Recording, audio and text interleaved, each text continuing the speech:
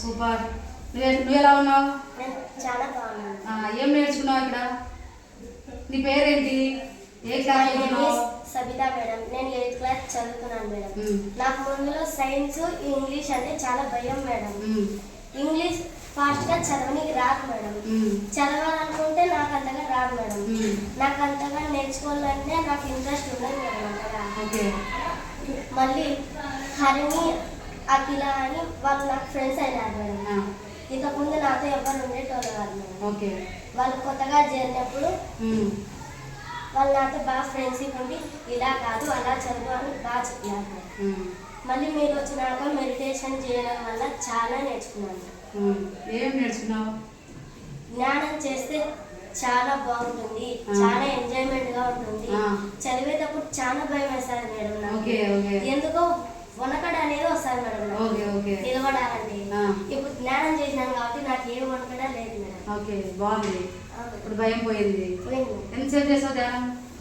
నేను రోజు గంట అయినా అర్ధగంట అయినా చేస్తాను మేడం. గంట సేపు కూర్చుంటావా? ఏ టైంలో చేస్తావు? రాత్రి. నీకు వచ్చిన మన అనుభవాలు చెప్పు. నాకైతే ఒకటి చెప్పు ఏదన్నా. నీకు ఎవరు లేరు, మమ్మీనా డాడీనా? అమ్మ మేడం. ఉన్న మెంటల్ పేషెంట్. డాడీ ఉన్నారా? అందుకని ఇక్కడ ఉన్నావా? నీ లోపల ఏం పోగొట్టుకున్నావు? నువ్వు ఇప్పుడు ఏడుస్తున్నావు ఎందుకు? ఏం కాదు, ఓకేనా? నీకు మెడిటేషన్ ఆ దుఃఖం పోగొడుతుంది, ఓకేనా? ఏడవద్దు. ఇంకా చెప్పు, ఏం నేర్చుకున్నావు? మా డాడీ ఫ్యాక్టరీలో పనిచేస్తున్నాడు. మా ఆయన నేను ఉన్నాను మేడం. ఏడవద్దు, ఓకేనా? ఓకేనా? నువ్వు చెప్పు ఏం బాగా ఇప్పుడు ఈ కొన్ని రోజుల లోపల ఏం నేర్చుకున్నావు చెప్పు. నీ లోపల ఏం పోయింది అంటే ఇప్పుడు బాధ పోతుందా? అందుకే నువ్వు ధ్యానం చేస్తున్నావు కదా.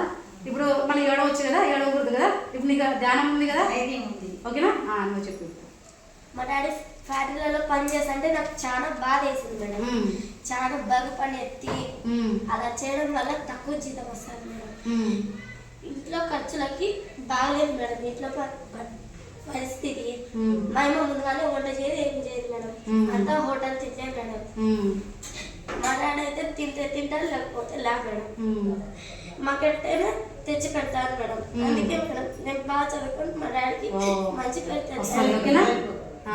చక్కగా నువ్వు బాగా చదువుకొని మంచిగా మెడిటేషన్ చేసి మీ మమ్మీకి డాడీకి చక్కగా నువ్వు ధైర్యాన్ని ఇవ్వాలి. అర్థమైందా? నీకు నీ లోపల ఉన్న దుఃఖం అంతా పోతుంది ధ్యానం చేస్తా ఉంటే డైలీ, ఓకేనా? ఫస్ట్ చదువు అనేది వస్తుంది. మన చక్కగా క్లాసెస్ వింటున్నప్పుడు మనం కనెక్ట్ అవుతాం. మెడిటేషన్లో మనకున్న దుఃఖం పోతుంది. ఇప్పుడు నీకు ఇదంతా ఉంది కదా, మీ డాడీ సరిగ్గా అట్లా అవన్నీ కూడా మనం పోగొట్టుకున్నాం. అవన్నీ తీసేయాలి మన మైండ్లో నుంచి. క్లాస్లో కూర్చున్నప్పుడు క్లాస్లోనే వినాలి టీచర్లు చెప్పేది. అప్పుడు నీ చదువు బాగా వస్తుంది. ఇంటి దగ్గరికి వెళ్ళినప్పుడు ఇంటి దగ్గర చక్కగా ఆ పనులు చేయాలి. ముందులో నాకు మెడిటేషన్ చేయాలంటే ఎందుకో కళ్ళు మూసుకోవాలా అనిపించేది. ఇప్పుడు శ్వాస మీద ధ్యాస అంటుంటే ఏంది బాగుంటున్నాను మేడం.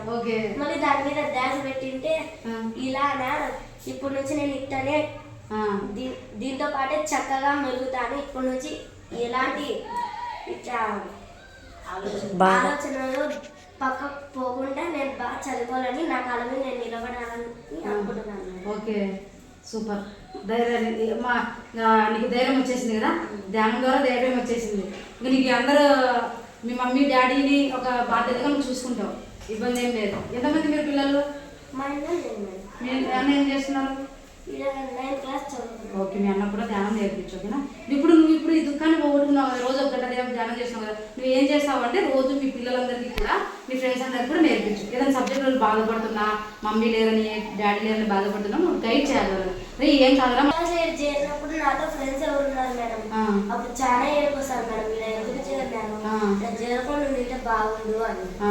కొన్ని రోజులు ఉన్నాక, ఒక సంవత్సరం ఉన్నాక అఖిల హరిణి అని వాళ్ళు వచ్చినారు మేడం. వాళ్ళు వచ్చినాక నాకు గైడెన్స్ ఇలాక వాళ్ళ జాలీగా ఫ్రెండ్స్గా నాతో ఉన్నారు మేడం. ఇప్పుడు నాకు ఏ భయం లేదు, ఏ ఆలోచన లేదు. ఇప్పుడు ధైర్యం వచ్చేసింది, హ్యాపీగా ఉన్నావు. అయితే ఆనందంగా ఉన్నావు కదా. ఆనందంగా ఉంటే నీకు క్లాస్లోనే అర్థమైపోతాయి, ఓకేనా? Thank you so much.